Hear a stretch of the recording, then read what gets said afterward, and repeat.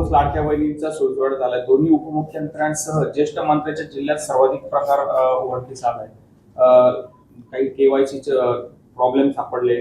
अशा अनेक जवळजवळ राज्यभरात 26,34,000 बोगस लाडक्या बहिणी दरमहा 1,50,000 रुपयांचा निधी सरकारकडून घेऊन फसवतात. ते बघा, त्यावेळेला निवडणूक एकदम तोंडावर होते. सर्व आमदार आणि सर्व काय मुख्यमंत्री आणि उपमुख्यमंत्री सगळे आपापल्या निवडणुकांच्या कामामध्ये गर्क होते. आणि मग अशा वेळेला कोणी काय नोंदल्या, कोणी काय नोंदले, कोणी काय नोंदले, आणि त्यावेळेला हे सगळं पाहायला पण ठराविक वेळेमध्ये सुरू करायचं होतं लाडक्या बहिणींचं अनुदान. आणि मग जे आहे ते मग मंजूर करण्यात आलं. पण त्याच वेळेला मला आठवतं की मंत्रिमंडळात सुद्धा अशी चर्चा झाली होती की काही ठिकाणी गडबड आहे असं वाटतं.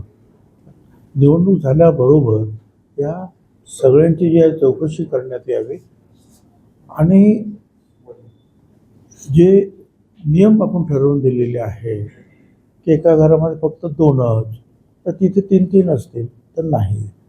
कोणाकडे 4 चाकी गाड्या, अमक्या गाड्या, हे सगळं जे आहे तर नाही. सरकारी कर्मचारी नाही.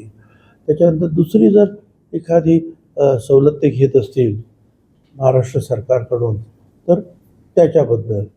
तर ह्या सगळ्या गोष्टींची जी आहे त्या नियमाच्या बाहेर जाऊन त्यावेळेला सगळ्यांनी पटापट अर्ज भरले. आणि त्यावेळेला कोणाला नाही म्हणणं सुद्धा कठीण होतं. सगळ्यांना कुणाच ऑब्जेक्शन घेत नव्हतं. पण आता जर ह्या सगळ्या गोष्टी बाहेर यायला लागल्या तर मला असं वाटतं की मी मागे सुद्धा सांगितलं की कुठलीही कारवाई न करता हे ज्या भगिनींनी घेतलेले आहेत आणि ते नियमात बसत नाही त्यांनी स्वतःहून सांगावं की मला ही सवलत नको. प्रश्न मिटला. हां, आता जर पुरुषांनी जर काही नावं काहीतरी गडबड केली असतील तर त्यांच्या बाबतीमध्ये कडक कारवाई करायला पाहिजे, हे माझं मत आहे. सर, पुण्यामध्ये राज ठाकरेंनी एका कार्यक्रमात कार्यकर्त्यांना समजताना असं व्हायरल व्हिडिओ क्लिप संदर्भात सांगितलं की 10-12 वर्षाचा खेळ उघडा पडेल. हे सगळं उघडं पाडायचं असेल तर तुम्हाला निवडून यायचं असेल तर मतदार यादीवर काम करा. तोपर्यंत विजय आपला होणार नाही. कारण की आपल्या मतांची चोरी होते, मत चोरली जातात, त्यामुळे सतत पराभवाला सामोरं जावं लागतंय. ते काय म्हणायचे मला काही कल्पना नाही. परंतु माझं सुद्धा आमच्या पक्षाच्या लोकांना सुद्धा आणि इथल्या लोकांना सुद्धा एवढ्याच्या लोकांना सुद्धा सांगणं आहे की आता आपल्याला निवडणूक येत आहेत आणि त्या सगळ्यांनी आपल्या मतदार याद्या ज्या आहेत त्या बरोबर आहेत की नाही, काही नवीन मतदार उभे करायचे आहेत का, काही डुप्लिकेट कोण आलेत का, या सगळ्यांचा अभ्यास आतापासूनच करायला पाहिजे.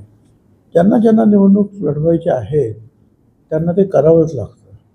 कारण आता ऐन निवडणुकीच्या वेळेला फक्त आपलं तिकीट घेऊन निवडणूक लढवणं यापेक्षा अगोदरपासूनच मतदार याद्या तपासून तिथून काम सुरू करणं हे महत्त्वाचं असतं. चालते. भाजप आमदार संजय केळकर यांनी शिवसेनेवर अप्रत्यक्ष टीका केली. मला माहिती नाही की कोणाचा रिमोट कंट्रोल कुठे आहे ते, परंतु मला स्वतःला असं वाटतं की आता हे मतदार आणि तरुण मतदार एवढे हुशार झाले, शहाणे झाले, पुन्हा एकाचा रिमोट कंट्रोल कुठे चालतो असं म्हणणं मला वाटतं कठीण आहे. अनेक लोक अनेक फॅक्टर्स काम करत असतात प्रत्येक मतदारसंघामध्ये. काही लोक बोलके असतात, काही लोक बोलत नाही. ते मतदान पेटीमध्ये आपला विरोध असेल तर विरोध नोंदवून मोकळे होतात. 1 कोटी महिला लखपती दिदी होणार असल्याचं मुख्यमंत्री देवेंद्र फडणवीस यांनी म्हटलंय. लाखो महिला लखपती दिदी झाल्याचंही मुख्यमंत्री म्हणाले. आम्ही बहिणींचं प्रेम स्वीकारणारे असल्याचं मुख्यमंत्र्यांनी म्हणाले. चांगली गोष्ट आहे ना, का नाही? आम्ही बहिणींचं सुद्धा प्रेम आम्हाला हवं आहे आणि भावांचं सुद्धा प्रेम आम्हाला हवं आहे.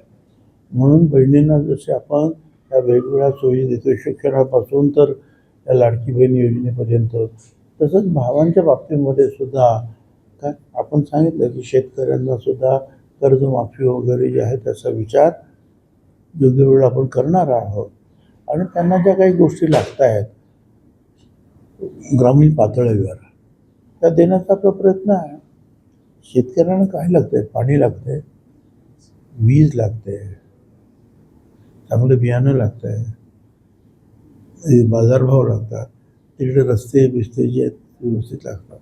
ते सगळं करण्याचा प्रयत्न आपला चालू आहे. हे सगळं लाडक्या भावांसाठीच आहे ना. पुणे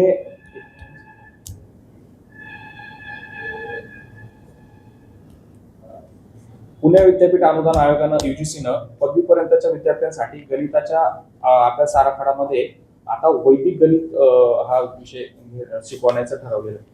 काय वैदिक गणित मला काय कल्पना नाही. मी गणित शिकलो पण वैदिक गणित काय मला काय कल्पना नाही. माहिती घेईन. वैदिक काळातलं जे सूत्रांवरून आधारित अंकशास्त्र गणित होतं. तुम्हाला माहिती आहे का ते काय आहे ते? मी सांगतो ना, मलाही माहिती नाही. तुम्ही माहिती घ्यायची पाहिजे.